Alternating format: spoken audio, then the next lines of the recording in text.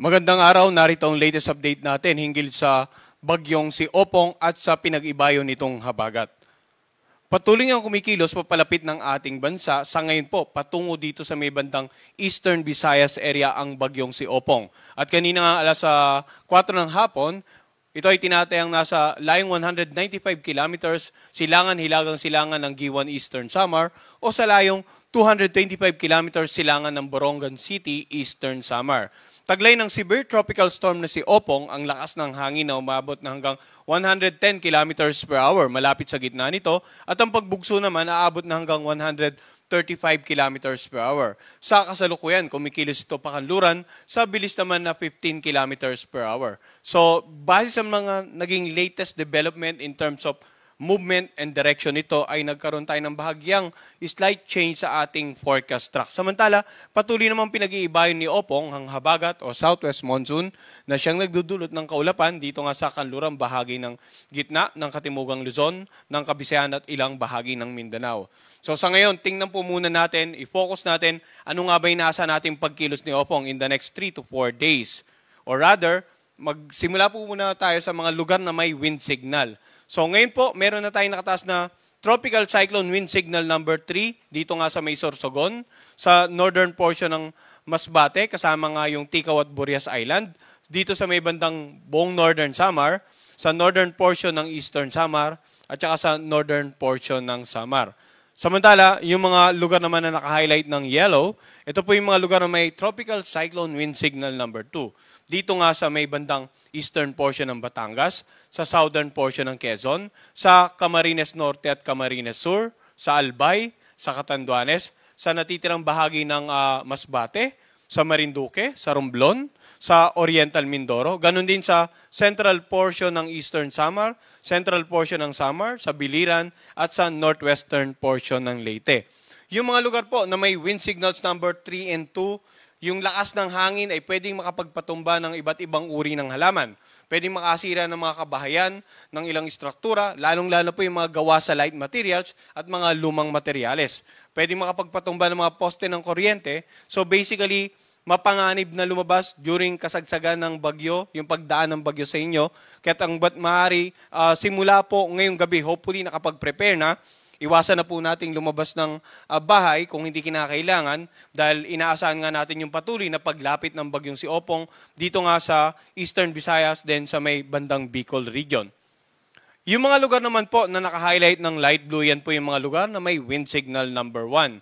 So itong central at saka southern portion ng Isabela, lalawigan ng Quirino, Nueva Vizcaya, itong bandang Ifugao, southwestern portion ng Mountain Province, buong Benguet, yung southern portion ng Ilocos Sur, La Union, Pangasinan, Aurora, dito rin sa Nueva Ecija at Tarlac. Wind signal number 1 din po, nakataas dito sa may bandang Zambales, Bataan, Pampanga, Bulacan, dito sa Metro Manila, Rizal, sa Cavite, sa natitirang bahagi ng Batangas, sa Laguna, sa natitirang bahagi po ng Quezon, dito sa Occidental Mindoro, dito sa may bandang Cuyo Island at Calamian Island. Wind signal din po sa ilang bahagi ng Visayas, particular na sa natitirang bahagi ng Eastern Samar, natitirang bahagi ng Samar at sa natitirang bahagi ng Leyte, sa buong southern Leyte. Sa northern portion naman ng Cebu, kasama ang Camotes at Bantayan Island. Northern portion ng Negros Occidental, northern portion ng Iloilo, sa Capiz, sa Aklan, at sa northern portion ng Antique. Wind signal number 1 din po dito sa may bandang Mindanao area, in particular sa Siargao Island at Bukas Grande at Dinagat Island. Sa mga lugar naman na may wind signal number 1, asahan po ang katamtaman hanggang sa malakas na hangin, katamtaman hanggang sa maalong karagatan, at inaasahan nga na posibleng magdulot ito ng minimal to minor damages sa inyong mga kabahayan sa ilang uri ng pananim. So generally, ang wind signal po ay babala patungkol sa lakas ng hangin na pwedeng maranasan sa inyong lugar. At dahil nga patuloy ang paglapit ng bagyong si Opong sa kalupaan ng ating bansa, in particular, pinakamalapit siya ngayong araw sa Eastern Visayas at sa may bandang southern part ng Bicol region, kaya mas mataas yung wind signal dito, mas malakas na hangin. And asahan po natin sa patuloy na paglapit ng bagyo, posible pang madagdagan, ang mga lugar na may wind signals number 3, wind signals number 2, at pwede ring lumawak pa yung mga lugar na may wind signals number 1.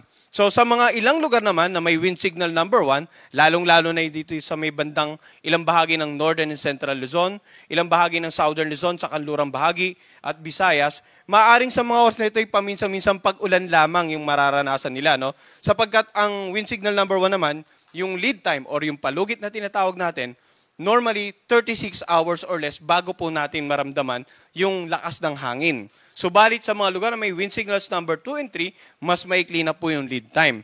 At ilang araw na rin po tayo nagbibigay ng babala, kaya hopefully sa mga oras na ito ay nakahanda na yung mga kababayan natin, lalong-lalo na po sa mga lalawigan sa silangang bahagi nga ng Southern Luzon at ng Visayas, yung mga lugar na yung inaasahan natin na unang posibleng tamaan nitong sentro ng bagyong si Opong. Ano naman inaasahang pagkilos, no? Pansinin po natin, 2:00 ng hapon, ito yung tinatayang location ng severe tropical storm na si Opong. Ngayon, hindi po natin isinasantabi ang posibilidad na posible pa itong umabot sa typhoon category bago lumapit or mag-landfall dito nga sa either the Northern Samar or Eastern Samar areas bukas ng madaling araw, 2:00 ng madaling araw. So, dapat maging handa po yung mga kababayan natin dito sa Northern and Eastern Samar area for the possible landfall. Pagkatapos po niyan, posibleng tumbukin itong Sorsogon, and then southern portion ng Quezon, southern portion ng Marinduque, at saka itong northern part ng Mindoro provinces.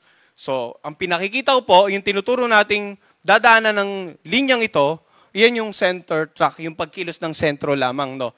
Pero pansinin din po natin yung tinatawag na area of probability. Yung area of probability, nagpapakita po ng iba pang posibilidad na maging aktual na pagkilos ng bagyo bukod pa dito sa center track na kinokonekta nga po ng mga linyang ito. So, tingnan natin yung inaasahan natin possible landfall mamayang or bukas ng 2:00 ng madaling araw. Binanggit ko, kailangan maging handa ang Northern at Eastern Samar. Isang posibilidad ay pwedeng mas mababa pang maging track at tumama siya dito sa Eastern Samar. Or, maging bahagyang pahilagang kilos at either tumama sa Catanduanes o dito sa Camarines Sur. So generally, kung pagbabasihan po natin ang ating forecast track at area probability, dapat maging handa sa potential landfall scenario ang mga lalawigan ng Catanduanes, Camarines Sur, Albay, Sorsogon, Northern at saka Eastern Samar. And then sa pagtawid po, makikita natin yung with reference to the center, dapat maging handa ang nakararaming bahagi ng Southern Luzon, ilang bahagi ng Visayas, and possibly itong Metro Manila. Magbibigay po tayo ng update, titingnan natin kung bahagya pang maging pakanluran ng kilos ng bagyo in the next 6 hours, then malaki rin ang chance na bahagyang bumaba pa yung magiging forecast track natin. Kaya ang tabayanan po nila, no, yung 3-hourly tropical cyclone bulletin hinggil nga sa bagyong si Opong. Mapapansin naman natin na sa Sabado ng madaling araw ay posibleng nakalagpas na ito ng landmass ng ating bansa. And then sa darating na Sabado ng hapon, halos na nandito na sa northwestern boundary. And then Linggo, tuluyan na nga nakalabas ng ating air responsibility. So kung ibabase natin sa ating forecast track, malaki ang chance na simula ng Sabado magkakaroon ng gradual improvement, hindi naman po sa lahat, no, kundi sa ilang bahagi na previously dinaanan na ng bagyong si Opong. So tingnan naman natin ano yung rainfall forecast base naman sa pinilabas nating weather advisory ngayong 5:00 ng hapon.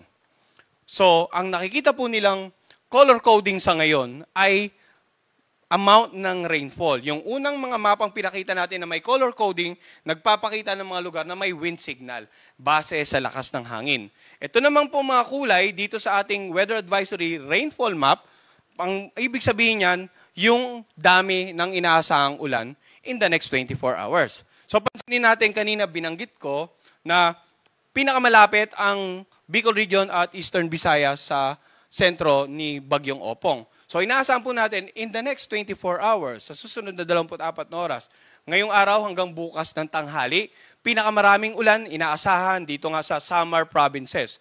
Lalawigan ng Sorsogon, Biliran, Masbate, Romblon, dahil inaasahan nga natin na posibleng kung matutuloy ang forecast track natin bukas ng madaling araw, maglalandfall na po dito sa area nito. Samantala, yung 100 to 200 millimeters of rain, ito naman naka-highlight ng orange. Ito nga itong Leyte, Negros Occidental, itong Panay Island, Guimaras, yung natitirang bahagi ng Bicol Region, and then itong Calabarzon area, and then itong lalawigan ng Oriental Mindoro. Habang yung naka-highlight ng yellow, makikita natin ay nakasama pa rin ang Metro Manila at ang ilang karatig lalawigan, maging ang lalawigan ng Aurora, Palawan, Occidental Mindoro at ilang bahagi ng Visayas at northeastern part ng Mindanao. So yung mga pag-ulan na dala po ng bagyo si Opong ay posibleng magdulot ng mga pagbaha, lalong-lalo na sa mga low-lying areas. Pagbaha sa mga lugar na malapit sa ilog sapagkat maaaring yung patuloy na pag-ulan in the next 24 hours maging sanhi ng pag-apaw ng tubig ng ilog sa inyong lugar at immediately maapektuhan po yung mga komunidad sa gilid na ito, yung mga kababayan natin naninirahan malapit sa mga tabing ilog.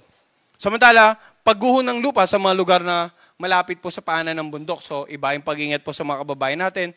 By this time and hopefully hanggang sa makalagpas ang bagyong si Opong, sana nakapaganda na po tayo dahil ilang araw na rin po tayo nagbibigay babala para maiwasan natin yung peligro ng paparating na bagyo.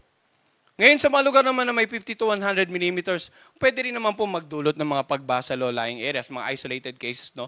Pero yung malaking chance na malawak ang pagbaha dito po sa mga lugar na naka-highlight ng orange or red at sa mga lugar na naka-highlight ng orange. Ang magiging actual na senaryo, base sa matatanggap niyong pag-ulan, malaking factor pa rin po yung environmental changes sa inyong lugar. Kung dati sabihin na natin na ang inyong kabundukan, maraming punong kahoy, malawak pa rin po yung mga lugar na maraming halaman, and then suddenly nagkaroon ng pagbabago. For example, may tinatawag tayo na urbanization, yung mga agricultural areas kinonvert po into residential or commercial areas, maaaring yung natural capacity ng inyong environment para protektahan kayo sa mga hazards na dala ng for example, na bagyo ay humina or pwedeng napalakas pa. So, basically, kailangan magmatsyag tayo, maging alerto tayo. Ang mga hazard map po ay nakadistribute na po sa inyong mga local government. Hopefully, magiging reference po ito sa pagpaplano para sa ating kaligtasan.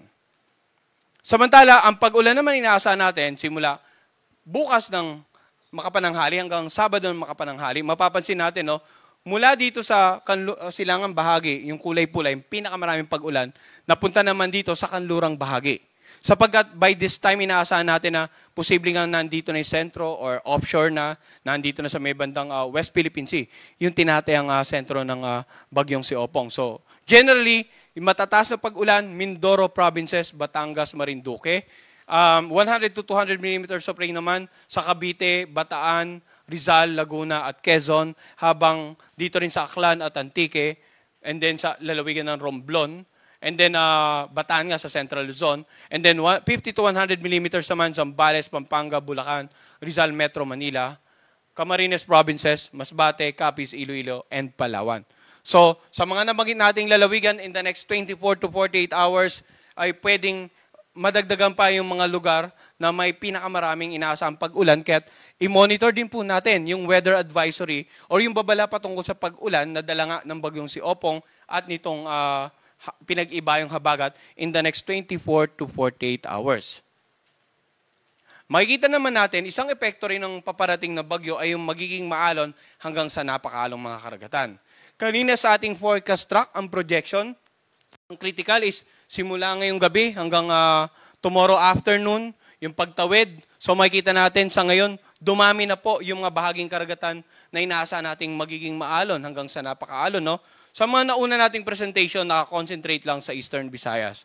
Pero sa mga presentations natin ngayong araw, mapapansin nyo po, nadagdag na rin po yung mga bahaging karagatan ng Bicol Region. Sa Albay, Sorsogon, Catanduanes, maging dito sa may bandang Northern at saka Eastern Samar, sa ilang bahagi ng Southern Luzon, Marinduque, Romblon, Camarines Provinces, Masbate, Biliran, yung coast ng Southern Quezon, Northern coast ng Aklan, Northern coast ng Capiz, Iloilo, at Northern coast ng Leyte. So dito po sa mga lugar na to, hanggat maaari, wag nung pong papalaot ang anumang uri ng sakyang pandagat. Hayaan na po nating lumagpas muna yung bagyo bago tayo mag-resume ng ating pangingisda. For example, or any other businesses. Samantala, ang gale warning natin, gaya ng wind signal, gaya rin po ng rainfall forecast, maaaring mas maging malawak pa po yung bahaging karagatan habang patuloy ang kumikilos palapit ng ating bansa. Kaya magantabay din po at manatiling updated sa gale warning na ipinapalabas naman tuwing alas 5 ng hapon at alas 5 ng umaga the following day.